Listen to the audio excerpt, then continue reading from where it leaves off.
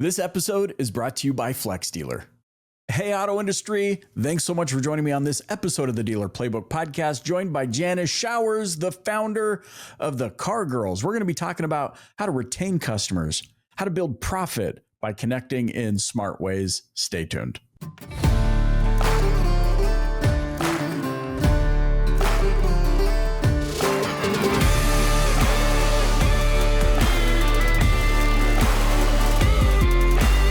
Hey, Janis, thanks for joining me on the Dealer Playbook.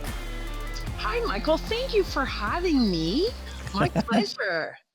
Anytime I get to connect with a fellow country person, I enjoy. Gosh, there's so many things I want to talk to you about, and I think I want to start here. I mean, you've been now doing the Car Girls for over 12 years, is that right? Yeah, we're Okay, going. so over 12 years. Yeah, 12 years. And here we are. It's 2025 at time of recording for all the people in the future. And people still don't know how to talk on the phone. And I want to know, why we are still answering the phone. Hey, say Mars, or heavy breathing, or sucking on a breath mint. And I'm curious, right out of the gates, I think we just need to bury the AI aspect of the conversation and move on. But I feel like, man, well, this is just giving way to the whole, well, this is why you need an AI answering machine or an answering service. But I mean, Janis, I just called a dealership the other day, and and I get it. I know AI, this is the worst AI will ever be, and blah, blah, blah. But I called this dealership and it was like, hey, thanks for calling ABC Motors. I'm your AI agent. How can I help you? And so I said, I'm looking for service. And then a 7-second pause. If I understand correctly, you're looking for someone in service? Yes, I am. Can you tell me a little bit more? It was the most infuriating experience I've ever had in my life. And I worry that we're using how poorly the humans are answering the phones as the use case for why we need AI answering the phone. But AI isn't currently doing a very good job either. What are you seeing from your vantage point across the groups and the dealerships that you work with? Do you know that recent stat that came out? I don't know if it was an ADA, but a study that was done that 25% of all calls maybe don't go unanswered, but go misdirected. Customer hangs up out of frustration. I would think that's true. I phone a lot of dealerships, test a lot of numbers, and it is hard to get through. I mean, we all know that. Anyone who's called the dealership understands that. And I always say this about people who work in dealerships. They're trying their best. I mean, I spent 25 years in a store. We want to help customers. The people there want to help customers, but they're spread very thin. And I think that's part of the problem. And also, we're seeing that new generation come up, and they're afraid of the phone. I was in a dealership, but I watched somebody watching the phone ring. I mean, it's it's hilarious. You're I'm like, just staring what at is it. wrong with that? Right? It's not the first time I've been in a dealership, but I just picked up the phone. Good morning, service. Like, just answer it, and then we'll figure it out. And something I'm actually training at a dealership right now. I'm training 5 girls. They're all brand new to the car business. Here I go dragging 5 women into the car business. Probably never get them out. Um, and again, they're just that fear of the foam. So just trying to get over that. And I'm getting them to pump that foam muscle and build that foam muscle. It's something we've lost. They're just all text, all computer. And we've maybe lost some of that human interaction. And AI certainly isn't helping. I think this kind of leads to where, where I'd love to get to with you. But I guess the in-between question before we get there is, why are we afraid of the phone? Well, I think the younger generation, maybe they're not trained well enough to how to answer the call. So that's what I was doing in this dealership, is giving them some training. And I like people on the phone who can act, dance, and sing. So we have to give them some knowledge to be able to take ownership of the call. That's key. And let's stop bouncing people around. Let's figure out what they need. Let's call people back. Let's email people back and get them the information they're looking for. And I think we have to empower the people that are in the stores to get them that information. Okay. And not like this service advisor keeping it. No, no, I got it. I'll talk to the customer. More than one person can communicate. And I think that's key, giving them the responsibility to own the phone call and do what, and do what's needed, giving them the tools to figure out what, for example, we had a vehicle customers on the side of the road, they're a no start and they have to, they've broken down on the side of the road and they have to talk to advisor. No, we need the car towed in. So that person needs to know, are they under warranty? Can I give them, the roadside assistance number? Can I, give them the advice they could join CAA on the road? Should I give them our local tow truck? How close is it? Can we go out and pick up the car? Like, to give them so they know, okay, there's only so many scenarios when somebody calls in. It's not Right. like, I'm not saying there's only one or two. There could be a customer in a dozen different situations, but we can train a dozen situations. So we can empower the person who answers the phone to look after the customer. That's what's key. Let's look after people and not just bounce them around. What does the customer need in that moment? So again, customer driven process. Let's drive the process based on the customer's needs. And that starts with listening. Mm. This is so interesting to me because inherent in all of that, where you just landed that plane with listening, this idea of really paying attention to understand or perceive their needs, and marrying that to maybe why we're afraid of the phone, because it's almost like everything has become conflict these days, where a customer's calling because, and we'll get into this, maybe they're you know interested in leasing, or they're wanting to get an appraisal, or whatever it might be. They have their motivator. Maybe they're a service client. They have their motivator for calling. But the way that the human articulates why they're calling can sometimes seem like a big objection or a big complaint or a big Yes. Yeah. whatever. And maybe that's what we're afraid of. So I want to kind of, and hey, those listening and watching, buckle up because we're about to dig in. I want to talk through some of the reasons why people are interacting with the dealership, and I want to just position these for you and get your insights into some of the friction points, some of what your experience has shown you works really well, especially keying in on the BDC. I started with asking you about the answering of the phone because, in my opinion, especially as a marketer, the the best marketing in the world, the most expensive marketing in the world, only works if it integrates into that dealership operation effectively. And by that, I suggest to say that BDC in particular might actually just be one of the most important departments in the entire dealership. We talk so much about profit centers. There's variable, there's fixed, there's finance, et cetera, et cetera. And we emphasize technicians and we emphasize, finance training. We emphasize all these things. But what about the first interaction that the customer has with somebody inside of that dealership? The person who answered the phone, or who should be picking up the phone and not just staring at it while it rings. From your experience, what are some of the common reasons why that phone is ringing? And then maybe what we can do is get into the challenges that cause friction in that customer's experience and what we can do about it. Sure. For example, you mentioned leasing. Let's jump off there. So we have leases that are maturing, and I like to say most dealerships are doing a good job with their lease portfolio, with their lease maturity. But that's not what I see. I'm answering the phones inbound for a couple of big service clients. So I'm taking a lot of service calls.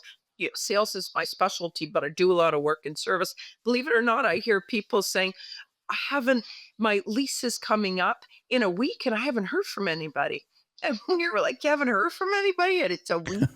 So, like at the very minimum, I have a 12-month leasing expiry process that I put into place where we're contacting the customer starting at and even farther out now, especially with crazy used car values, that we can get people out of leases earlier. So should we be looking at it at 24 and 18 months prior to expiry? Maybe, depending if it's a vehicle we need. But let's start it and let the customer drive that process between that time that's ticking down between that 18 or 12-month mark and when the lease is expiring. And let's connect with the customer, develop a relationship, reconnect with them. Maybe their salesperson is gone and that's why nobody's calling them. They're an orphan in the dealership. I love to capture leasing customers who come in for service and are leasing from another dealership. Why wouldn't we let, if you have somebody who's really on the ball, I'm following up another dealer's lease renewals because they're not. So what I find though, let's say we get that customer to a point, let's say we call them at the 12-month mark, they're ready to come in a year prior to when the lease is expiring, and I collect some basic information in that BDC. We've reached out to the customer in terms of how many kilometers they're driving now, if the vehicle's been in an accident, what the customer's looking for, if, are they considering same vehicle or model up, model down. We collect that basic information, and then uh, I always follow up. When I set an appointment, I'm driving a customer into the dealership for a certain date. Then, let's say I set this appointment 4 weeks out. I'll set a reminder. Let's remind the customer, or the dealership may be sending a text. They get a reminder. And then I'm going back to check the CRM next day or late the same day to check that the customer showed and look for the salesperson's notes. Oftentimes I don't see any notes because the salesperson isn't leaving one. So we don't know. And whether I'm, doing remote BDC or if that's right in the store, I mean, how do we know the customer showed unless the salesperson let us know? So we follow up with the customer. How was your appointment? Did you get all the information you need? Was everything okay? Oftentimes, what I'm hearing, for example, on this lease appointment, is that the dealership was not prepared. Um, Nobody was ready for them. They came in and they didn't even know, even though they told me how many kilometers they had or were they in an accident, the dealership just isn't prepared. And for the lease renewal. And it reminds me, Ford used to do an amazing job of this back when Ford had the highest lease retention. They would have a huddle. And I used to copy them when I worked for Chrysler because Chrysler didn't have much of a lease retention process. Ford's was better. So I copied what Ford was doing. And they'd have a huddle with the used car manager, with the sales manager, with the salesperson. Okay, is this car worth what the buyout is? Are we planning to send it back to Ford? Or are we going to buy it and put it retail it on the lot? Is there any equity? What vehicle do they want? Let's look at the notes. Okay, they're going to model down. They were in something big, they're ready for something smaller. It's been 6 years. Maybe they don't want the Explorer, a Bronco, a Sport will do for them. So let's pull the car out and have it ready. Like, I just find salespeople aren't prepared for the appointments and customers don't like it. Now, this is where we get back into this. Is it still going on? This 4-hour process in the dealership. Why can't the car be ready? Like Grant Cardone used to say, buying a car's got to be fast, fun, and easy. Let's pull the car up. Let's have it ready. Let's jewel it. I never see salespeople doing any walkarounds. Let's have all the terms ready. I had a customer tell me they didn't know how many kilometers I was allowed. I was like, what's my mileage? At this point now, oh, well, now they're going to log into the Ford system. Now they're going to pull up the lease. Now they're going to look at it. Oh, give me a minute. Like, I don't want to give you a minute. I had an appointment set. You should have this all down on paper and you should know I was allowed 20,000 kilometers a year. I'm looking at a mileage penalty. Have that prepared. Why couldn't we prep some numbers for this customer? Have it ready to go. So that's what I'm seeing. So, for example, on a lease renewal, I don't see that old Ford red carpet huddle, which I thought was really good, strong process. Prepare for that leasing customer. Have cars ready, numbers ready. Let's go. I mean, very quickly, I think you could you could close this customer and get them right into a new vehicle and grab the trade 12 months prior. Let's get the payout from Ford Credit or from, Right. and let's figure out the numbers, what the balance is, less the interest unearned. Like, do we really have to figure that out in front of the customer while they're sitting there? Can we not have had, a couple of worksheets ready to go where we could have presented them with some numbers and ready to go instead of doing all that when the customer arrives. And I've just heard it so many times from so many customers. I walked in there, they didn't know how many kilometers they're allowed. They didn't even realize I was coming. Oh yeah, you're coming in today? Like, they wanted to be expected. Like, so Right. appointment process. I worked in dealerships in the States where they had, the signboard, welcome, Mr. and Mrs. Jones. And they grab their second they come in, they're waiting for them. Let's prepare the receptionist with a list of today's appointments so she can greet people. Instead, I find dealers are overloading people a little bit. So I got the receptionist. She's got the phone in her hand. She's doing licensing and she's stalking in a dealer trade. And the customer comes up to her. She's like, huh? Instead of, welcome, Mr. and Mrs. Smith. We've been expecting you. We're Yeah. happy to see you. Michael, your product specialist is waiting for you and he's prepared. Let's go, you know. Right. Instead of that, just come in and we look like a mess. Hey, does your marketing agency suck? Listen, before we hop back into this episode, I know you know me as the host of the Dealer Playbook, but did you also know that I'm the CEO of Flex Dealer, an agency that's helping dealers capture better quality leads from local SEO and hyper-targeted ads that convert? So if you want to sell more cars and finally have a partner that's in it with you that doesn't suck, visit flexdealer.com. Let's hop back into this episode. You know what I wrote down here as you were walking me through this? I wrote down a couple of things. The importance of building trust early and often. There's so many touch points, right, that you just articulated that could have either built trust further or completely destroy it for the customer. And then I thought about the implication of how quickly technology is evolving, and I wrote down, we don't have to worry about AI putting us out of a job because we've been slowly putting ourselves out of a job for too long. And when you think about it that way, it's like, oh, wait. And I don't mean that to sound facetious. I don't mean it to sound, denigrating in any way. What I think I'm really getting at is, oh, then that must also mean that we have the ability to put ourselves into the job, put ourselves into more work, to develop out further, to do something. I loved how you articulated this handoff from BDC to the sales professional, because both of those things are human to human connection, which is something that I believe so deeply in, that I believe is going to be even more valuable in a tech augmented world, that our human nature desires to be connected with another human being. And you walking me through that makes me see even deeper how important that role is going to be, this kind of guest experience coordinator who makes sure that everything is ready and Well, prepared. how And, does the auction, Michael? Like, if I think about it, like, how does that lease renewal process get automated? Does the AI automatically send the customer out, half a dozen payment scenarios on new vehicles? I love one of those that DMS, I think it's Deskit, where you Mhm. can pull your own lever so you can go in there and change your term and your rate and Is that AI where the customer becomes their own sales manager?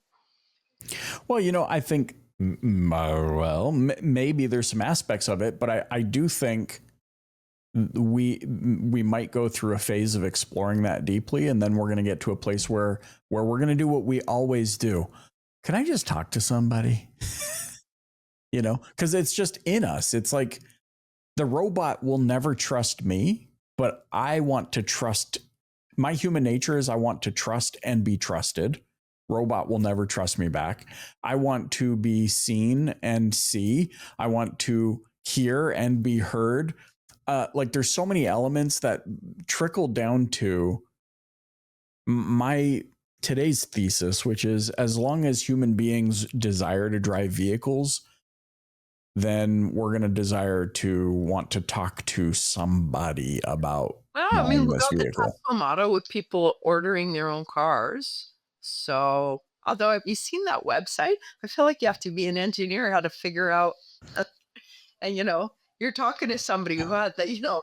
When I was 20 years old, I was pulling out the old Dodge truck before it was Ram, the old binder. Let's go to here and let's start looking at. Well, look, I mean, here in the States, to your point, here in the States with Carvana, you can go and get pre-approved on Carvana, but if you're not paying attention, you don't realize you're paying a 29% interest rate on a vehicle that's already priced above market.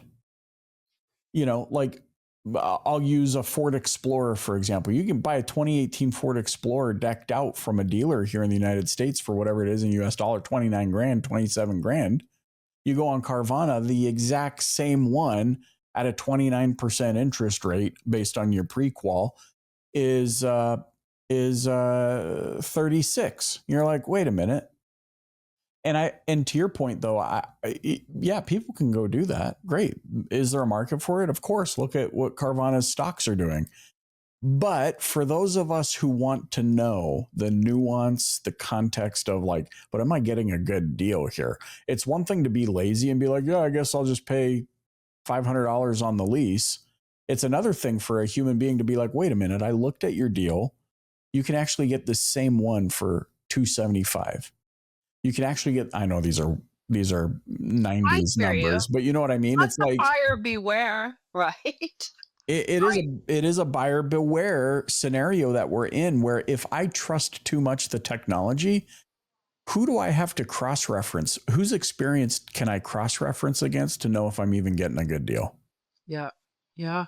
Well, I believe you have to do your homework. It's a big ticket item. If we're going to let AI sell us, well, be prepared to pay the top price and the highest interest rate. You're gonna pay the So, AI tax. on I that want to, note, like yeah, you just said, okay, can I just talk to somebody? So yeah, let's say somebody is in the middle of some kind of an online buying process and they get to a point where, I'm not sure about my interest rate. I'm not sure about this. I have questions. Can I just talk to somebody? And they get someone on the phone. I call it the dreaded phone appointment. Because oftentimes, I mean, you talk about, uh, are we ready to handle the customer when they're ready to talk to us? And that can be very hard to marry up, right? Do we have the person with the tools and the knowledge and the skills to talk to the client when they're ready to be talked to? It's right, connecting these two people together, the right, sales specialist, somebody who has gone to Jeep school and four-wheel drive school and understands, yeah, can really figure out what the customer needs. I mean, can we lay it on AI that the customer's towing a 4,500 pound trailer? Is this vehicle going to do it? Do they need the trailer package? Do they need the sway bars? Like, you I don't know that AI is at that, certainly at that point where we get into in something that's as intricate as that. And then they want to lease it and how many kilometers do they need and their trade. And yeah, it can be done. I don't think we're there yet. Somebody's buying $120,000 truck. Like, do we want a little bit of service? Well, I guess they're buying the Teslas online. But what I was going to say on the, let's call it the phone appointment, and I see this with a lot of dealers. I do business with dealers in northern Ontario where, there may be a couple hours from the dealership and they can't just pop in. It's not 10 minutes away. And so we set a phone appointment. The salesperson is taking an up. The other guy who was supposed to take the walk-in customer didn't show up. He took him. He's out on a test drive. It's phone call time. We don't connect, right? The customer's sitting there waiting for a phone call. We don't call them. So one of the things that I like to do for best practice, I'd like to set a nice wide time for the customer and the salesperson to connect. Oftentimes I'll see them set an appointment 10 a.m. Well, what if the guy's out getting a coffee at 10 a.m. or someone's in the bathroom at 10 a.m. on that day? I like to spread that out and say an afternoon, a morning. Let's get an email, a text, and let's connect with the customer that way. Hey, Mr. Customer, I'm calling you in 10 minutes. So I just don't think there is enough. What I hear is, yeah, I called, nobody answered, like from the salesperson. So they didn't connect with a call. I stepped away from my desk for a few minutes. I didn't get a message. So, I just that dreaded phone appointment. And again, I find the salesperson isn't prepared even for that. Let's say we did set a phone appointment. Because I listen to calls. I do a lot of call listening for dealers, give them some feedback. I hate the old, let me look, let me pull up. Why can't we, you knew you were going to talk to the customer that morning. Why couldn't we again have something prepared? And have some numbers prepared. That's what people want. And give some people some information. You said it's all the information people can do it themselves, but they don't. They want help. So let's just give them the information and work with them and create value.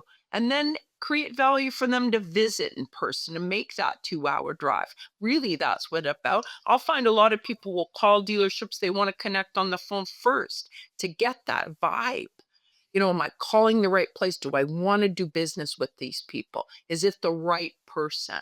So they need to sharpen their phone skills, be ready to make a connection on the phone that leads to an in-person visit with a closed deal, or sell the car over the phone. I'm fine with that too.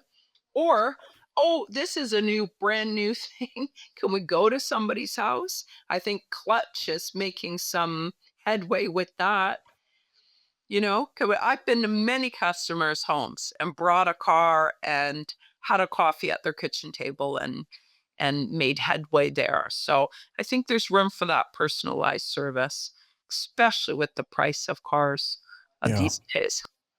Yeah, you've said it a few times, and I think it's a real great place to kind of bring full circle, which is make a connection. Not a connection like they answered the phone. Like, make a connection with that human being. And you just said it, like, you've had plenty of coffees at someone's kitchen table. I think is just paints a really beautiful portrait of what our industry could be, which I think people would desire more and more, right? And then I guess the last thing that I want to talk about in conjunction with what you just said about calling and getting the vibe and having a good experience and making a connection on the phone is how do you help dealers then fulfill the promise of that vibe in person once the customer shows up? Because I think sometimes that's lacking. You might have a great BDR who's doing a great job on the phone, who's really personable, but then that customer shows up to the dealership, and like you said in your first example, nobody's Absolutely. prepared and it falls I'll tell apart. you what I think. I mean, who's driving this business? A customer different process. I'll tell you what the manager, the general manager, the general sales manager, get out of your office, sir. That's or ma'am, miss, get out of your office. You greet the customers. Oh, that's a new concept, but that works. Welcome each and every customer and then turn them over to the salesperson. I love a manager driven appointment. So take control. Somebody needs to be overseeing this, and the we're not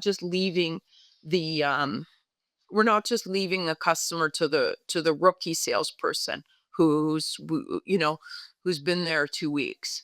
Hi, Mr. Customer, welcome. I'm the general manager here.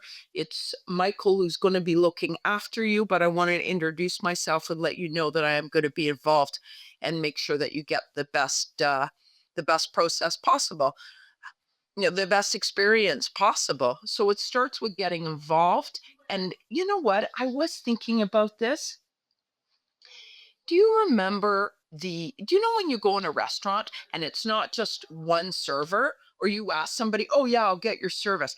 I'll get your server. You want to, oh, excuse me, can we get some water? Oh, I'll tell your server." Right. Or you go by, "Can I get?" Yeah, absolutely. And they have the team concept. Okay. And that's what I see lacking at the dealership, a team concept. It's all this, this everyone needs a commission and let's fight for the each other's customers. And instead of a team, I'd love to see where the whole team is involved and is looking after the customer, right down from management, right down to the porter. Everyone is involved and being kind. The old Disney lets everyone say hello to a customer and be friendly and kind. Just some kindness, Michael. I don't feel it anymore in dealerships. That would feel different, Well, where everybody is out there to look after the customer and make sure they get taken care of. yeah. I mean, Unreasonable Hospitality is definitely a book that everybody needs to read in our industry. And also, to your point about Disney, you just made me think of this. There's actual science here that nobody can really explain, which is, and I'm gonna bring it all together, I promise. But it's the direct correlation of people who give to charity end up always earning more the following year, and then they give more and then they end up earning more. And this has been so documented, this concept of give, give, give. And when you were talking about the concept of the server, oh no, well, that's not my table, so I'm not gonna, versus the teams that help one another, it's kind of the same concept in my mind, where it's like, wait, if I could just get out of my own head and realize that, yeah, that's not my customer, but I want them to have a great experience, there's reciprocity there that is going to pay back dividends to me. Maybe I can't articulate the exact 1, 2, 3 of it all, but I know it's going to happen. And to your point, Janis, what would an organization, a dealership look like if everyone was trained or understood this concept that when you serve, when you give, when you are kind, it flows back to you tenfold. And we can't explain how, it just happens. It just happens. Well, you've given me so much to think about. We're going to have you back, because I know you got way more information that you want to share with everybody, and I want to hear it. But for now, we got to put a pin in it. I'm so glad that we were able to connect. How can those? It's great to jump on here and and talk about appointments and phone calls and dealers, which is that's all I do. I'm into it right up to my eyes, and every day I hear different things. So I can hear it. Well, thank you. How can those listening or watching connect with you? oh, you can check out my website. It's thecargirls plural.ca. You can find us online. There's a list of our services, and you can email us info@thecargirls.ca. Love it. Janis Showers, thanks so much for joining me on the Dealer Playbook. Thank you, Michael.